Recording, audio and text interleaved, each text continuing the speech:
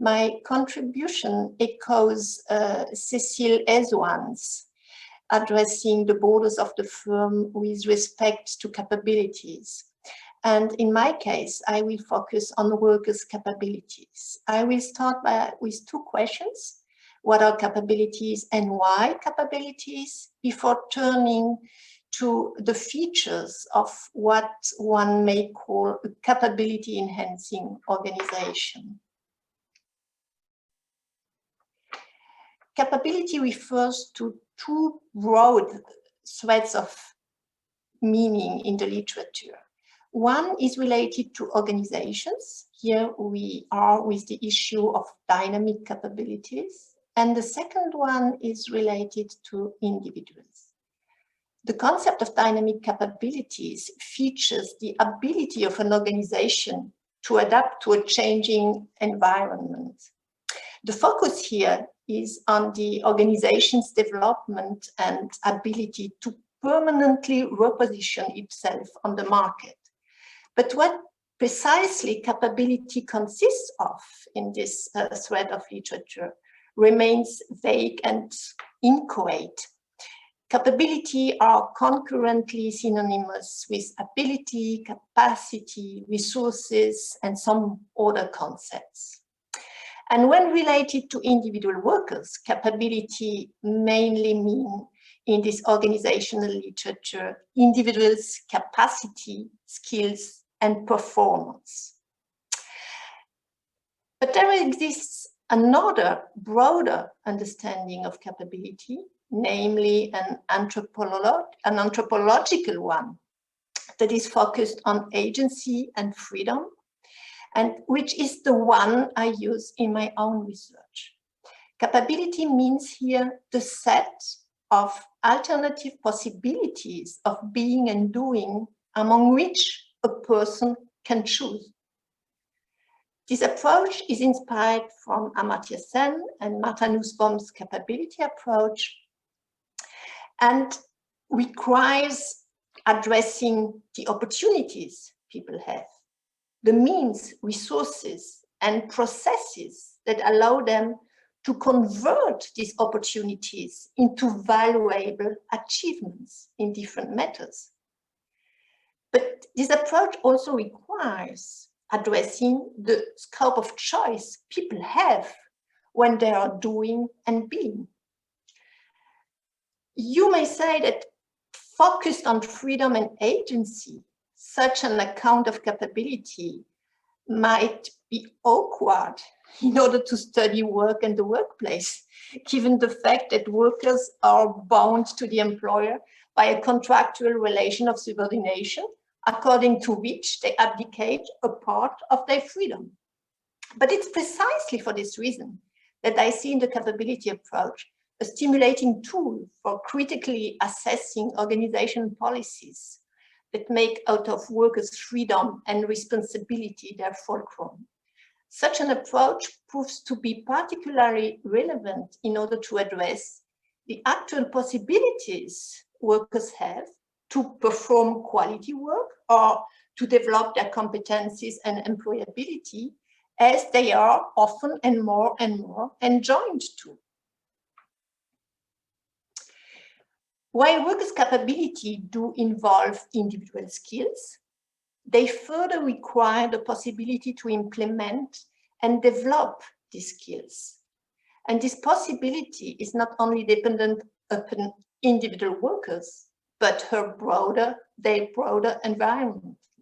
I rely here on John Dewey's transactional account, defining capabilities as a potential that results from the transaction between an individual and her environment. According to Dewey's broad definition, the environment is associated with a certain type of position, situation, limitations, resources, and opportunities. For capabilities at the workplace to flourish, the environment provided by the organization comes, of course, central stage, but not only. The labor and product markets in which the company is embedded matter as well, and so do public institutions like labor law, education, and social protection policies or sectoral regulations. Following Dewey, I consider workers' capabilities as a co-production between the worker and her environment. By unfolding at the intercrossings between organizations, individuals, public institutions, and markets, capabilities challenge the borders of the organization. From a methodological point of view, inquiry into this multidimensionality of workers' capabilities requires a multi-level approach. At the organizational level, the aim is to identify what makes an organization more or less capability enhancing by examining company policies and practices. It means looking at the opportunities and resources company provides, at the conversion factors and processes involved in order to go from resources to valuable achievements, for instance, in matters of performing quality work, achieving work-life balance, or professional development.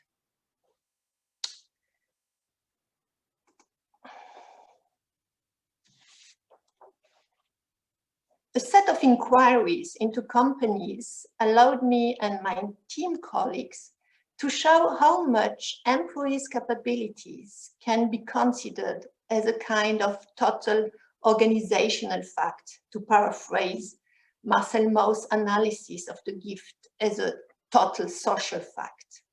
Capabilities are not just a matter of human resource policies, as they are often considered to be.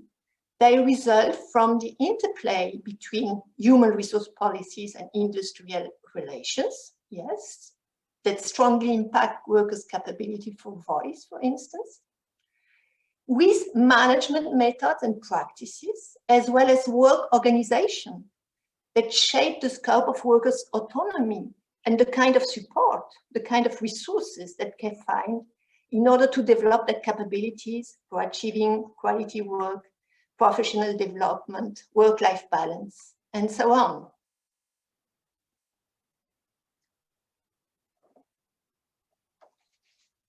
Besides the organizational level, there is the institutional one, where we analyzed the institutional frameworks, legislation, collective agreements, labor markets, that might contribute to shape or impede workers' capabilities. And finally, at the individual level, we asked about the workers' professional pathways, about their agency and scope of choice with respect to these three different capabilities that I already mentioned. It means quality work, professional development, and work-life balance.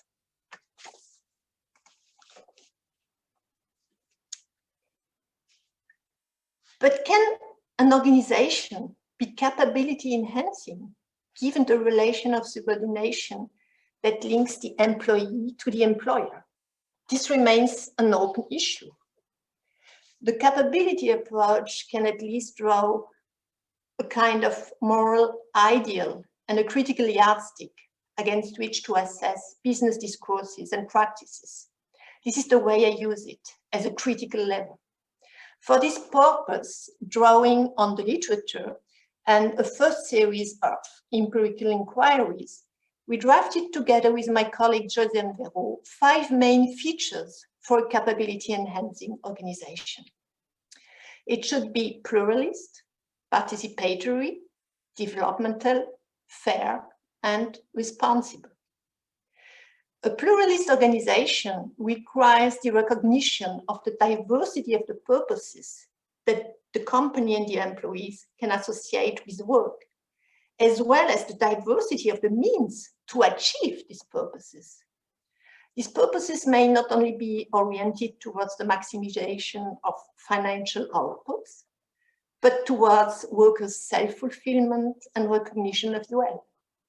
With regard to the issue of the borders of the firm, a pluralist organization brings societal considerations as well as workers' personal considerations into play. A participatory organization offers spaces and procedures for expression and confrontation of workers' voices. We had this nice talk at the end of the morning on workplace democracy that should enable individuals and collective choices to be made and to be put forward. With respect to the borders of the firm, this might bring into play external institutional prescriptions, such as co-determination rules in Germany, for instance, or such as training legislations that install training obligations upon companies, like in France. Let us now come to development.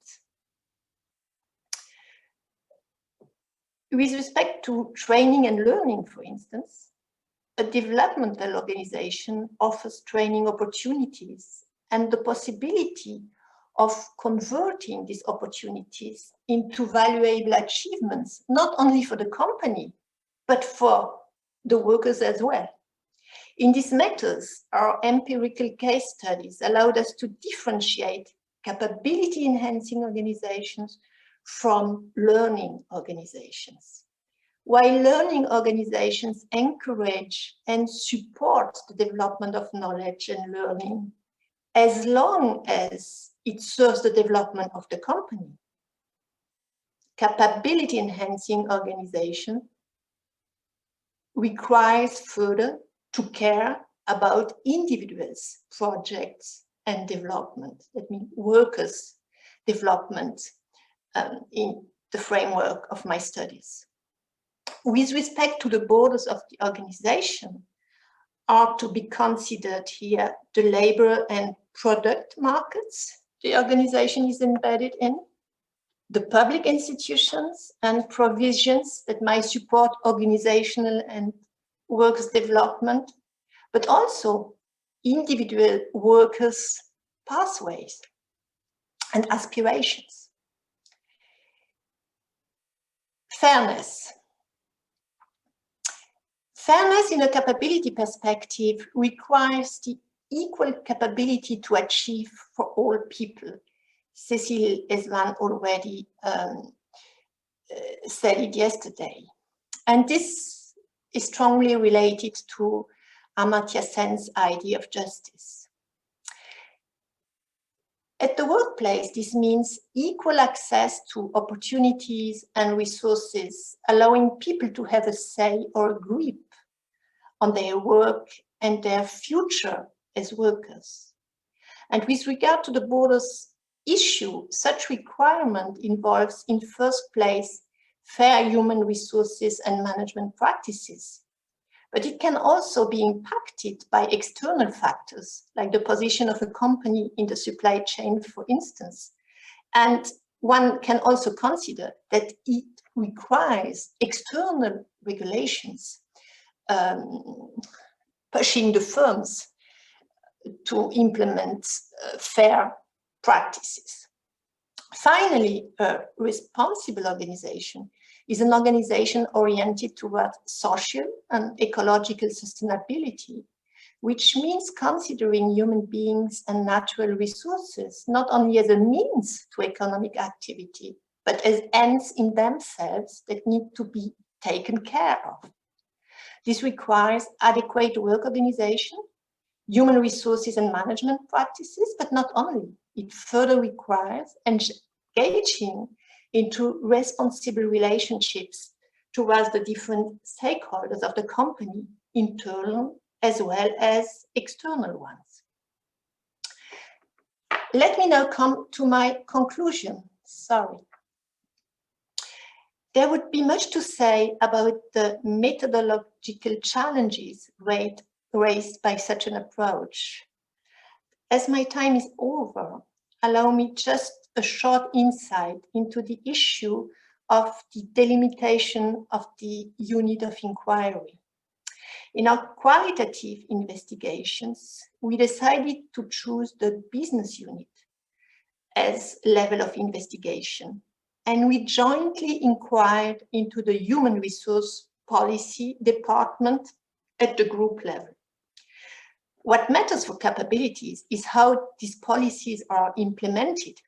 And for this reason, despite a same company policy, we could observe workers' capability being drastically different from one business unit to another. I would like to bring into the discussion the problems we met when we decided with my colleague Josiane Véraud to develop a mixed qualitative-quantitative approach. The quantitative survey was dependent upon a national statistical collect of data that takes the establishment as its unit of analysis. Whereas my first qualitative investigations allowed me to show that the establishment level is not the most pertinent one to inquire into workers' capabilities. At the end, our mixed method approach nevertheless allowed us to show that a company that has been identified as capability enhancing when looking at the establishment level might not be capability enhancing at all when looking at the business level unit. And conversely, that in establishments identified as being not capability enhancing, we could, on the basis of qualitative inquiries, find capability enhancing business units.